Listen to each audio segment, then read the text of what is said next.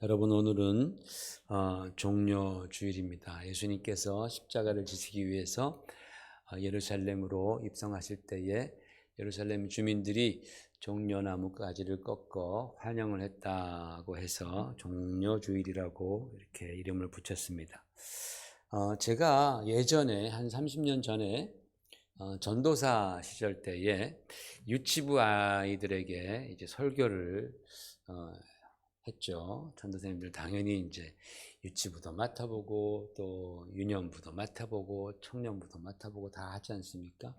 그때 유치부 아이들에게 5살, 6살 되는 아이들에게 설교를 했습니다. 근데 하루는 그 아이의 어머니가 저한테 오셔서 우스워 죽겠다고 하면서 이런 말씀을 하셨습니다. 자기 딸이 교회 갔다 와서 전도사님의 말씀을 듣고 굉장히 혼란스러워 하는 표정으로 얘기를 하더랍니다. 엄마, 전도사님이 우리 보고 양이래요. 예수님이 기르시는 양이래. 나는 양이 아닌데 사람인데 왜 나보고 자꾸 양이라 그러는지 모르겠어요. 그러더라는 겁니다. 아주 그 아이가 아직도 제가 얼굴이 기억납니다. 지금은 한 30대 중반이 됐겠죠. 자기와 같은 아이를 아마 갖고 있을지도 모릅니다. 근데 아주 심각한 걸 넘어서 아주 근심하는 표정으로 나는 양이 아닌데 나보고 양이래 라고 그렇게 말을 했답니다. 생각만 해도 굉장히 귀엽고 아주 순진하기 짝이 없죠. 왜 이 말씀을 드리냐면은 오늘 종려주일에 읽은 이 본문 말씀에 보면은 종려나무까지만 나오는 게 아니라 나귀도 등장을 합니다. 그런데 종려나무까지보다 나귀가 훨씬 더 많이 등장을 합니다. 그런데 이 나귀가 우리에게 시사하는 바가 굉장히 크다란 말입니다. 이 나귀가 주님을 만나자 나귀의 인생, 나귀는 인생이 아니니까 인간이 아니니까 나귀의 생이 완전히 이제 바뀌는 것을 우리가 볼 수 있습니다. 이게 우리 그리스도인들과 닮은 부분이 많이 있습니다. 그래서 그 나귀를 통해서 영적인 교훈을 좀 얻으려고 하는데, 만일 우리 중에 목사님이 자꾸 우리를 나귀에게 비유하지라고 근심한다면 그분은 참 순진하고 깜찍한 분이 아닐 수 없습니다. 여러분, 이 나귀는 예수님을 만나자 변화했습니다. 어떤 변화가 있었는지 크게 제가 여러 가지 많이 있을 수 있지만 2가지만을 제가 오늘 말씀을 드리려고 합니다. 첫 번째로 2절에 보니까 나귀 새끼가 매어 있는 것을 보리니 풀어 끌고 오라라고 주님이 말씀하십니다. 그죠? 그러니까 나귀의 그 인생에 있어서 너무나 중요한 변화를 우리가 한번 보자면 예수님을 만나기 전에 그가 매여 있었지만 예수님을 만나고 나서는 그가 풀어졌다, 자유함을 얻었다라는 겁니다. 해방이 되었다라는 겁니다. 여러분, 우리의 인생도 마찬가지 아닙니까? 여러분, 우리 인생을 보면 항상 뭔가에 매여 있습니다. 많은 것들에 매여 있습니다. 그래서 대부분의 사람들이 나는 언제나 여기서 좀 벗어나게 될까? 정말 이런 상황에서 좀 새처럼 활활 날아가 자유하고 싶다라고 그렇게 생각하는 사람들이 참 많습니다. 아마 우리 중에서도 그런 생각 한 번도 안 해본 분은 한 사람도 없으리라고 확신을 합니다. 내가 여기서 좀 이 메인에서 좀 풀어지고 싶다, 자유하고 싶다. 아마 직장인들은 대부분 그럴 것이고 사업하는 분들도 매한가지입니다. 사업이 잘 안 되고 미래가 불투명하고 또 때가 되면 또 직원들 월급 줘야 되고 하면은 아마 똑같은 생각을 할 겁니다. 가정은 가장 결속력이 있는 공동체인데 가정에 문제가 생기면 얼마나 힘이 듭니까? 정말 벗어나고 싶다. 쉽게 벗어날 수 없는 것이 가정 아닙니까? 저 원수 언제까지나 내가 보며 살아야 되나? 성경에 원수가 집안에 있다고 하던데 정말 진리의 말씀 맞구나. 그러면서 살아갑니다. 그런데 가장 무서운 것은 사실은 죄로부터 매인 상태입니다. 요즘 한국 뉴스를 좀 보면은 무슨 뭐 인기 연예인 또는 뭐 정치인의 뭐 자녀 등등 마약에 그렇게 걸려서 마약하다 걸려서 뭐 수사를 받고 구속되는 그런 뉴스를 볼 수 있습니다.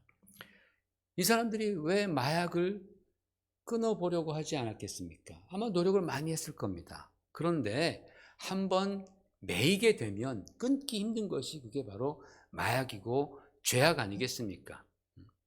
어떤 이들은 도박에 매여 있고 어떤 이들은 음란한 쾌락에 매여 있습니다.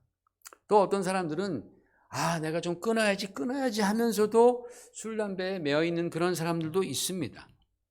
돈에 매여 있는 사람들, 그래서 정말 돈의 노예처럼 돈만 보면서 살아가는, 이러면 안 되는데 하면서도 거기서 벗어나지 못하는 사람들도 부지기수입니다. 학생들은 또 경쟁에 매여 있지 않습니까? 한국 학생들 얼마나 그 경쟁이라는 굴레에 매여 있으면서 그로 말미암은 부작용들이 얼마나 많이 있지만 그것을 벗어나지 못하는 겁니다. 물론 그건 죄악은 아닙니다. 그러나 하여튼 매여 있습니다. 또 우리 눈에 잘 보이지는 않지만 우리 인생을 갉아먹는 그런 마음의 죄악들이 참 많죠. 미움에 매여 있는 사람, 시기, 질투에 매여 있는 사람, 또는 분노, 혈기에 매여 있는 사람, 교만에 빠져 있는 사람, 사기치고 거짓에 매여 있는 사람, 입만 벌리면 그냥 거짓말하기를 좋아하는 사람, 허풍을 떨기를 좋아하는 사람, 그런 거에 매여 있는 사람들이 참 많습니다. 그런 죄악에 매여서 인생을 참으로 허비하고 낭비하고 망치는 경우가 너무도 많다라는 거예요. 그런데 우리 주님께서는 우리를 이 모든 매임에서 풀어주시는 분이십니다. 어떻게 풀어줍니까? 먼저는 우리의 마음의 변화를 이끌어내므로 풀어주시는 거예요. 왜냐하면 여러분, 우리가 가만히 생각해 보면 거의 모든 매임이 사실은 우리의 마음에서부터 비롯된다라는 겁니다. 여러분, 코끼리가 힘이 얼마나 센 동물입니까? 뭐 거대한 동물 아닙니까? 그런데 그런 거대하고 힘센 동물이 사람들에게 조종을 받으면서 때로는 혹사를 당하고 학대를 당해도 얘네들이 도망가지 않고 참고 견디는 게 참 신기할 따름입니다. 그 큰 코끼리의 발에 착고를 채워가지고 쇠사슬로 나무 같은 데다 말뚝 같은 데다 연결해 놓으면은 못 도망갑니다. 안 도망갑니다. 그런데 얘네들이 만약에 화가 나면 말이죠, 막 길가에 세워둔 막 큰 자동차들도 막 그냥 다 뒤집어 엎을 만큼 엄청난 괴력을 갖고 있는 게 코끼리 아닙니까? 그러니까 그까지 쇠사슬 정도는 마음만 먹으면, 코끼리가 마음만 먹으면 그것을 끊고 도망가는 것은 일도 아닌데 그것을 못한다라는 거예요. 못해요. 왜요? 여러분 아시겠지만 코끼리가 어릴 때에, 아직 힘이 없을 때에 걔네들에게 발에 착고를 채워서 쇠사슬로 나무에 묶어두면은 얘네들이 며칠 동안 울면서 그냥 그 발을 차면서 끊어보려고 하지만 안 되는 거예요. 그러면 마침내는 포기를 한답니다. 포기라고 도망갈 생각을 안 하는데 그 포기가 평생도록 포기를 하는 거래요. 그래서 도망가지 못하는 거예요. 덩치 큰 코끼리도 매어 있다라는 겁니다. 여러분, 우리 인생의 매임도 이와 같이 마음이 문제인 경우가 대부분입니다. 마치 코끼리의 마음이 움직이지 않으니까 그 쉬운 쇠사슬도 끊지 못하고 매어 있는 것처럼 우리도 그렇다라는 겁니다. 그런데 여러분, 우리의 심령 속에 하나님의 은혜와 하나님의 사랑과 능력이 임하면 우리 마음 가운데에 변화가 생기기 시작합니다. 우리 심령의 완악함이 녹아내립니다. 어쩌면 여러분들은 이렇게 생각할 수도 있어요. 목사님, 내 마음이 뭐 얼마나 완악하다고, 나는 그렇지 않은 것 같은데라고 말씀하시지만 그러나 그렇지 않습니다.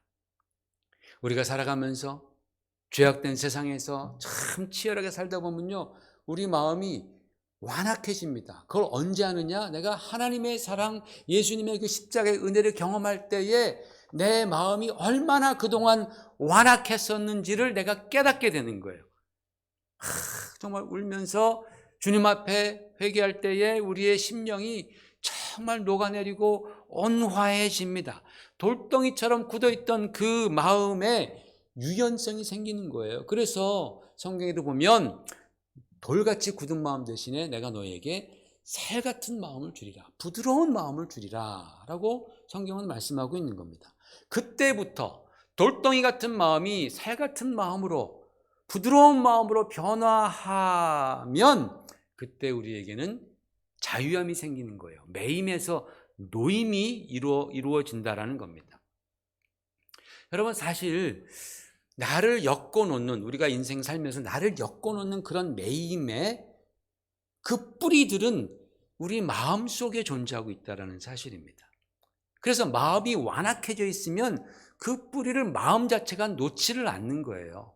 마치 여러분 이렇게 저 그릇에다가 물을 떠놓고 거기에 뭐 이렇게 뭘 담궈놨습니다. 근데 밤새 추워가지고 얼어버렸습니다. 그러면 그 담겨진 것을 꺼내려고 해도 꺼내지지 않는 거와 마찬가지인 거죠. 우리의 마음이 완악해지면 우리 안에 그 뿌리 깊게 뿌리 박은 그러한 어떠한 그 매임들, 이런 것들이 빠지지가 않는 겁니다. 그러다가 우리가 예수님을 만나고 그분의 사랑을 경험하고 내 마음이 온유해지고 여유가 생기고 그리고 부드러워지면 그동안 내 마음에 뿌리를 내려서 빠지지 않던 것들, 미움이라든지 거짓이라든지 쾌락이라든지 원망, 불평, 이런 것들이 스르르 빠져나가게 되는 거예요. 쉽게 빠져나가게 되는 겁니다. 사실 그런 매임이 우리는 생각하기를 전적으로 환경이나 다른 사람들 때문이라고 생각했는데 내 마음도 나중에 보니까 그거를 붙들고 놓지 않고 있었다라는 것입니다. 그 예수님께서 우리를 만나 주실 때, 우리의 마음을 만져 주실 때 우리 마음이 온화해지고 부드러워지면 그러한 매임들의 뿌리가 빠져나가기 시작하는 거예요. 그전에는 절대로 그게 안 빠져나갑니다. 여러분, 우리 복음은 자유에 대해서 말하지 않습니까? 매임에서 노임받는 것, 성경은 거기에 대해서 말하고 있습니다. 그래서 매우 파워풀합니다. 우리 요한복음 8장을 보십시다. 시작. 진리를 알지니 진리가 너희를 자유롭게 하리라. 그 다음에 그러므로 아들이 너희를 자유롭게 하면 너희가 참으로 자유로우리라. 예수님께서 우리에게 그렇게 말씀하시는 거예요. 진리가 너희를 자유롭게 할 것이다. 또 아들이 너희를 자유롭게 하면 너희가 정말로 자유로워지리라 라고 주님 말씀하십니다. 그러니까 예수님께서 이 땅에 오신 이유는 뭔가 우리 인간들이 뭔가에 매여서 막 신음하고 고통받고 힘들어 하는데 그 인생에게 자유함을 주시기 위해서라고 주님은 말씀하시는 거예요. 그런데 여러분, 이것을 잘못 이해하면은 우리가 어떤 살아가면서 무슨 뭐 체제라든지 조직이라든지 뭐 이런 것들을 막 전복시키는 혁명으로 이것을 생각할 수 있지만 그런 것이 아닙니다. 주님께서 말씀하신 자유를 그렇게 정치적인 자유라고 생각하면 안 되는 거예요. 주님이 말씀하시는 자유는 먼저 마음의 자유입니다. 혁명을 일으키는 자유가 아니라 우리 심령의 자유입니다. 죄에서의 자유이고 나의 편협하고 이기적인 생각으로부터의 자유이고 그리고 상처받은 심령들이 주님으로부터 치유함을 받을 때에 우리가 비로소 얻게 되는 그런 놀라운 자유, 그 자유에 대해서 주님은 말씀하고 있는 거예요. 그래서 사도 바울은 그 당시에 종으로 있던 사람들, 노예로 살던 사람들에게 이렇게 고린도전서 7장에 말씀합니다. 같이 읽어보십시다. 시작. 각 사람은 부르심을 받은 그 부르심 그대로 지내라. 내가 종으로 있을 때에 부르심을 받았느냐? 염려하지 말라. 그러나 내가 자유롭게 될 수 있거든 그것을 이용하라. 주 안에서 부르심을 받은 자는 종이라도 주께 속한 자유인이요 또 그와 같이 자유인으로 있을 때에 부르심을 받은 자는 그리스도의 종이니라. 너희는 값으로 사신 것이니 사람들의 종이 되지 말라. 형제들아 너희는 각각 부르심을 받은 그대로 하나님과 함께 거하라라고 말씀하는 거예요. 자, 이 말씀의 요점은 뭐냐? 당시 너희가 그 노예나 종으로 있던 사람들이 참 많았지 않습니까? 로마 시대 때. 그런데 그 사람들이 그리스도를 믿고 정말 하나님의 자녀가 되었는데 너희가 그 하나님의 아들 된 그 자유, 그 영혼의 자유를 너희가 종이 된 상황에서도 누릴 수 있으니 누리라라는 겁니다. 때려 엎고서 주인 죽이고서 자유하고 이거 하지 말고 그러다 너희가 다 화를 당하죠. 다 진압을 당하게 마련이죠. 그러니 너희 안에 있는 그 마음의 자유를 너희가 누려라. 그것을 먼저 얻어라 라고 권면하는 것이겠죠. 심령의 자유를 찾을 때에 우리는 우리가 처해 있는 그 상황을 극복할 수 있는 겁니다. 여러분 요셉을 생각해 보십시오. 그 어린 요셉이 애굽에 노예로 팔려갔지 않습니까? 얼마나 힘들었겠습니까? 그러나 그가 그 보디발의 집에서 그가 신앙을 지킵니다. 하나님 안에서 자기의 그 신앙을 지키면서 영적 자유를 그가 붙듭니다. 그랬을 때에 그는 노예였지만 아닌 것에는 아니오라고 말할 수 있는 그런 자유인처럼 살았습니다.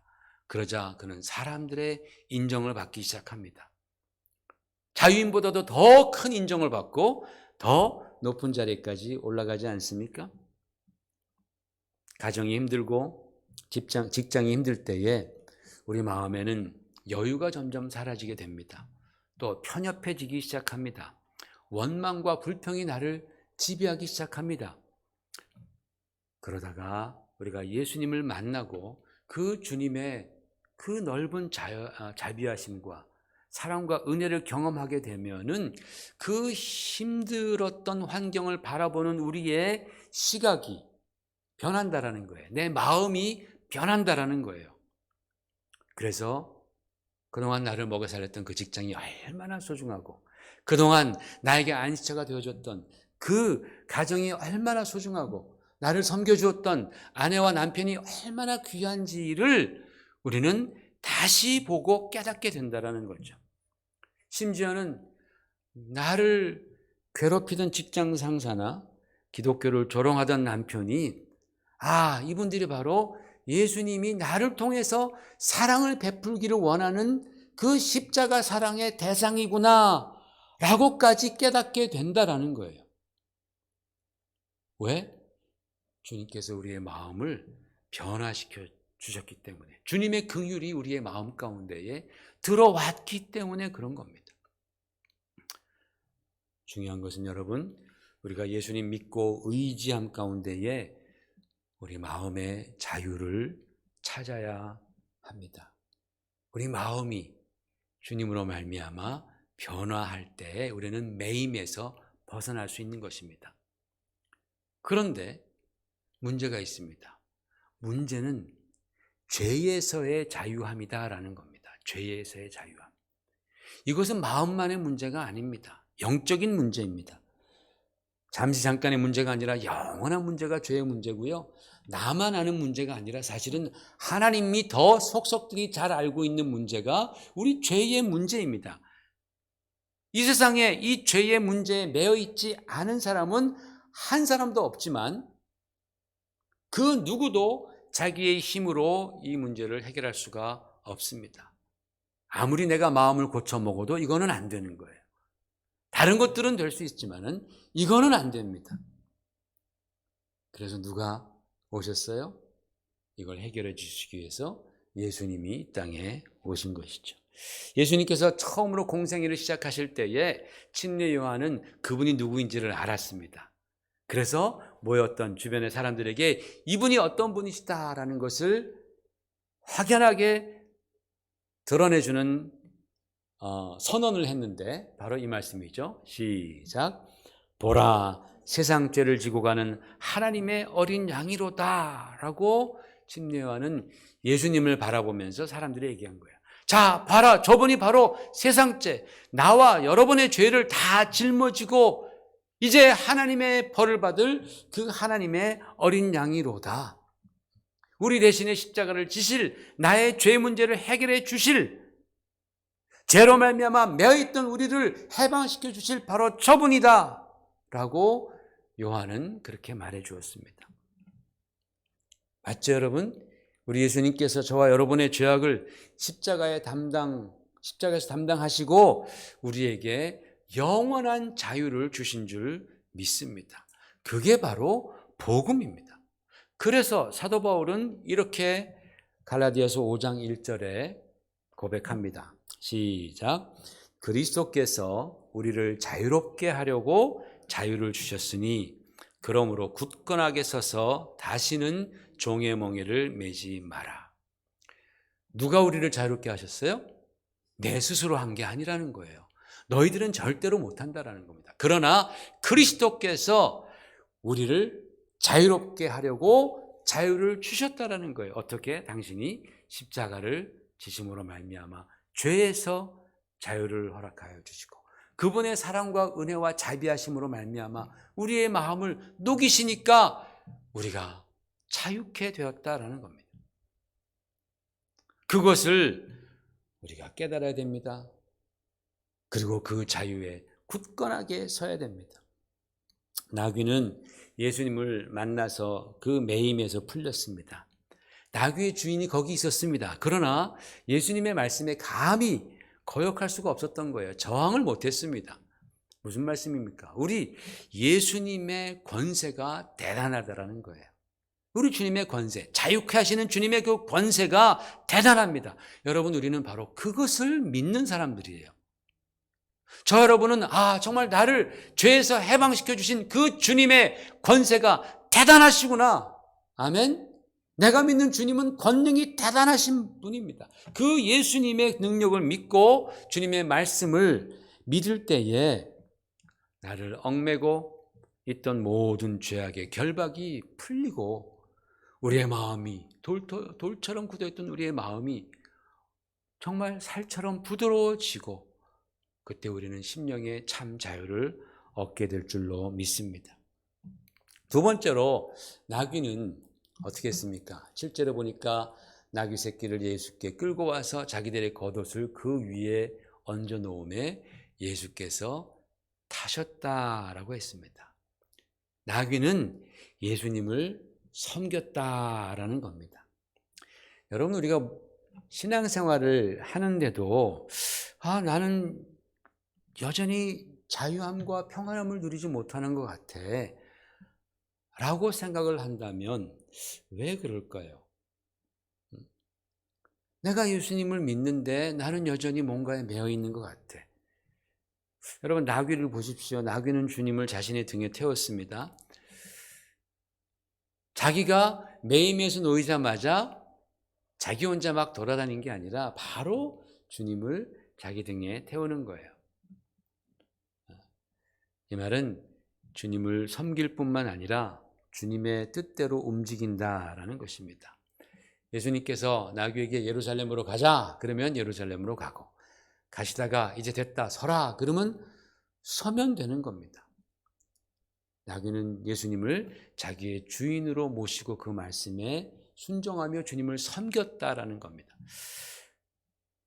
여러분, 우리가 예수님의 십자가 보혈을 믿고 죄에서의 자유함을 얻었지만은, 그것을 믿지만 그래도 여전히 마음의 자유와 기쁨을 누리지 못해서 우리가 탄식하고 힘들어할 때가 있습니다. 그렇다면 여러분, 내가 만약에 그렇다면 우리는 나 자신을 성찰해 보아야 합니다. 냉철하게 내 자신을 성찰해 보아야 합니다. 내가 현재 예수님의 말씀을 잘 듣고 있는지, 아니면 또 예수님을 나의 주인처럼 모시고 그분을 정말 잘 섬기고 있는지에 관해서 우리 자신을 성찰해 보아야 하는 겁니다. 여러분, 만약에 나귀가 예수님을 등에 태우긴 했는데 제멋대로 막 돌아다니면 어떻게 되겠습니까? 예수님 지금 십자가를 지시기 위해서 예루살렘으로 들어가자 했는데 거기 십자가 길은 예수님 안 됩니다. 거기는 힘들고 암울한 길이니 제가 좋은 곳으로 모시죠. 하고 애굽으로 간단 말입니다. 가서 온갖 향락과 쾌락을 즐기면 그게 어떻게 되겠습니까? 그런데 여러분, 미안한 말이지만 우리는 자주 그런다라는 말씀입니다. 내 마음에 예수님을 모시긴 했는데 내 마음대로 살아갑니다. 주님께서 무슨 말씀을 하시든지 별로 상관하지 않습니다. 그냥 한 귀로 듣고 다른 귀로 그냥 내보냅니다. 그리고 내 마음대로 그동안 내가 살아왔던 방식으로 그냥 그렇게 살아갑니다. 그러면요, 우리는 절대로 주님이 주시는 마음의 평안함과 자유함을 얻지도 못하고 누리지도 못합니다. 왜냐하면 내 마음이 나를 사랑하시고 나에게 자유를 주시고자 원하시는 그 하나님께 드려진 것이 아니라 내 인생을 갉아먹고 착취하려는 그 다른 어떤 것에게 빼앗겨 있기 때문에 그런 겁니다. 그러면 여전히 그 다른 것에 매여서 우리는 평생 전전긍긍하는 거예요. 교회 다니면서도 예수 믿는다고 하면서도 내 마음을 주님께 온전히 드리지 못했기 때문에, 주님을 내가 온전히 섬기지 않고 내가 다른 것을 섬기기 때문에 그것들에 의해서 우리는 언제나 매임당하고 전전긍긍하는 거예요. 그러므로 예수님을 내 주인으로 우리 마음에 모신 사람들은 최선을 다해서 예수님을 섬겨야 합니다. 최선을 다해서 주님을 섬겨야 하는 거예요. 내가 그리스도인이라면 정말 최선을 다해서 주님의 말씀에 순종하려고 힘쓰고 주님을 섬겨야 합니다. 그러다 보면, 그렇게 살다 보면 주님께서 주시는 놀라운 축복을 경험하게 됩니다. 좀 우스운 얘기지만 여러분, 제가 최근 들어서 제 아내가 당신도 이제 나이를 점점 더 먹어가니까 피부 관리를 좀 하라고 이것저것 좀 찍어 바르라고 이렇게 화장품들을 자기가 쓰는 거를 같이 이제 쉐어하라고 그러더라고요. 저를 위해서 뭐 특별히 사준 건 없습니다. 자기가 쓰는 걸 같이 쓰자는 거죠. 그래서 이제 전 사실은 뭐 면도하면 스킨 딱 바르고서 끝나는 사람이었는데 나중에 알고 보니까 스킨이 모든 화장의 시작이더만요. 기초더만요. 그 다음부터 쌓아가야 되는데 우리는 거기서 끝나잖아요. 그럼 안 바르시는 분도 많겠지만은, 그냥 뭐 이제 주는 거 이렇게 뭐 바르고, 뭐 영양크림도 바르고, 뭐 비타민 C도 한번 발라보고, 뭐 그럼 또 얼굴이 또 벌게져가지고 야, 이거 아닌가 보다, 뭐 이제 그러기도 하면서, 그래서 좀 그렇게 지내는데 어떻게 좀 제 피부가 좀 뽀송뽀송해진 것 같습니까? 근데 제가 그것을 바르면서 항상 느끼는 바가 있습니다. 여러분, 얼굴에 뭘 바를 때 화장품 통에 대고서 이렇게 얼굴을 비비지 않잖아요. 그죠? 어떻게 합니까? 찍어서 바릅니다. 손가락을 찍어서 탁 바르죠. 또는 뿌려가지고 여기다 이렇게 해가지고 이렇게 바르지 않습니까? 언제나 이 얼굴을 위해서 손이 섬겨주잖아요. 얼굴을 언제나 손이 섬겨주는데, 손이 섬길 때 가장 먼저 그 좋은 영양크림들, 그 좋은 화장품들을 제일 먼저 경험한다라는 거예요. 그런데 사람들 중에서 단 한 명도 손가락 지금 피부 관리한다고 말하는 사람은 없고 다 얼굴 피부 관리한다고 다 얘기를 하지 않습니까? 손가락이 그렇게 얼굴을 섬기다 보니까 이 손가락이 제일 먼저 그 좋은 화장품, 그 영양크림 뭐 이런 것들 듬뿍 손가락에 제일 많이 만지는 거예요. 그래서 제가 자신 있게 말하는 것은 저의 몸에서 제일 좋은 피부는 바로 이 손가락 피부다. 왜냐하면 맨날 화장품을 여기 제일 먼저 바르잖아요. 그때 제가 느낀 게 뭐냐면, 섬기다 보면 좋은 것도 영광도 함께 경험하는구나 라는 것을 느끼는 겁니다. 여러분, 가나안 혼인잔치에서 주님의 말씀에 순종하며 주님을 섬겼던 자들이 누굽니까? 하인들입니다. 하인들은 주님을 섬겼어요. 거기서 순종하면서. 성경이 뭐라고 써 있냐면은, 그 물이 변하여 된 포도주가 어디서부터 왔는지 하인들은 알더라 라고 성경은 기록하잖아요. 섬기니까 그 주님의 그 놀라운 능력을 경험하게 되는 거예요. 섬기다 보니까 저분이 메시아이시구나, 저분이 하나님의 아들이시구나라는 것을 그들이 깨닫게 되는 거예요. 섬기다 보니까 주님의 영광을 그들은 경험한다라는 겁니다. 이 나귀가 주님을 섬기니까 사람들이 자기 등에 자기들이 그 귀한 겉옷을 막 덮어주는 거예요. 자기가 가는 그 길에도 막 종려나무 가지를 꺾어서 막 놔주고 꽃길을 만들어주는 거예요. 막 사람들이 자기의 겉옷을 벗어서 그 길에도 덮어주는 거예요. 누구 때문에? 자기 때문에? 아니요. 주님 때문에, 예수님 때문에 막 영광의 길을 만들어주는 거예요. 거기를 나귀가 걸어가는 거예요. 예수님이 받으실 영광을 자기도 경험한다라는 겁니다. 대박 아닙니까? 나귀 입장에서는. 횡재도 그런 횡재가 어디 있습니까? 여러분, 이와 같이 주님을 잘 섬기고 우리가 주님께 순종하면 주님께서는 자신의 영광을 우리에게 나눠주시는 거예요. 할렐루야. 주님은 정말 우리가 주님을 섬길 때에 그거 다 받으시기 입쓰시는 분이 아니고 주님이 받으시는 그 영광을 우리와 함께 하신다라는 겁니다. 그래서 여러분, 우리가 예수 그리스도의 영광, 하나님의 영광을 경험할 때 바로 그때 우리의 안에서 진정한 치유가 일어나고 진정한 회복이 일어나고, 그리고 그때 우리는 진정한 소망과 만족이 우리 가운데에 스며드는 거예요. 주님의 영광을 보지 못하면요, 우리가 경험한 그런 기적이 있다 할지라도 금방 사라집니다. 금방 없어집니다. 안개처럼 사라집니다. 그러나 우리가 그런 어떤 우리가 예배라든가 또는 기도회라든가 우리가 말씀 읽을 때라든가 주님의 영광을 내가 경험하게 되면, 그러면 그것이 바로 우리 안에서 역사하는 거예요. 그래서 여러분, 우리가 예배 드릴 때도 주님의 영광이 우리 가운데 임하게 하여 주시옵소서. 우리가 말씀을 들을 때도, 말씀을 볼 때도 내가 여기서 정말 그 주님의 영광을 보면 좋겠다. 주님의 영광을 경험하시는 여러분 되시기를 주의 이름으로 축원을 드립니다. 정말 주의 영광에 참여하는 자가 될 수 있도록 여러분 그렇게 기도하십시오. 단 여기서 주의할 점이 하나 있습니다. 그 영광을 우리가 보고 참여할 때에 그 영광이 내 것이 아님을 우리는 분명히 해두어야 합니다.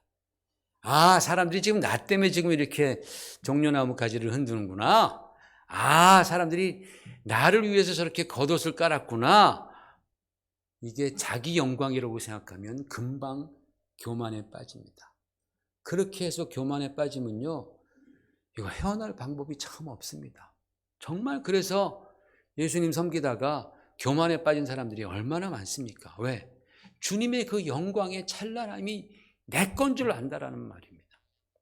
만약에 나귀가 교만에 빠져가지고 이 사람들이 지금 나에게 영광을 다 돌리네, 내가 이렇게 엎드려 있을 수 없지, 내가 그래도 손이라도 흔들어 줘야지라고 그가 벌떡 앞발을 들고 손을 흔들려고 했다면 어떻게 되겠습니까?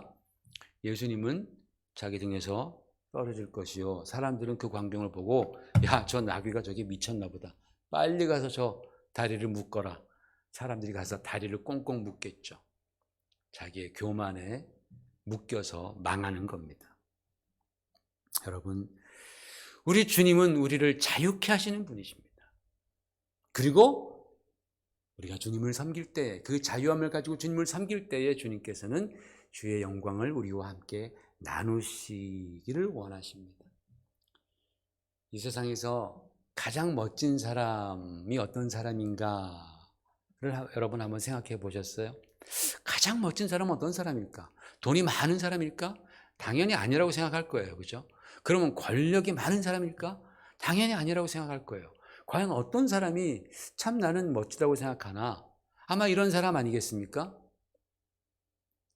자유로운 영혼의 소유자. 그거 다 여러분 좋아하시죠? 어떤 것에도 매임이 없이 정말 그 영혼이 자유로워. 어떤 상황에도 보면은 저 사람은 참 영혼이 자유롭구나. 멋있잖아요. 그런데 그 사람이 죄를 이겨요. 나 같으면 저런데 타협하고 막 죄질 것 같은데 죄를 짓지 않아. 의롭게 살면서 당당하게 삽니다. 얼마나 멋집니까? 그러면서도 이 사람이 교만 떨지 않아요. 겸손한 거예요. 겸손하게 다른 사람들을 돌아보며 섬길 줄 안단 말입니다. 여기까지 멋있는 거 맞죠? 진짜 멋있죠, 그러면. 그런데 그렇게 겸손하게 섬겨도 멸시받지 아니하고 사람들에게 칭송을 받아 막 영광을 받는 사람이 있다면 그 사람이 얼마나 멋지겠습니까? 부럽죠. 그죠?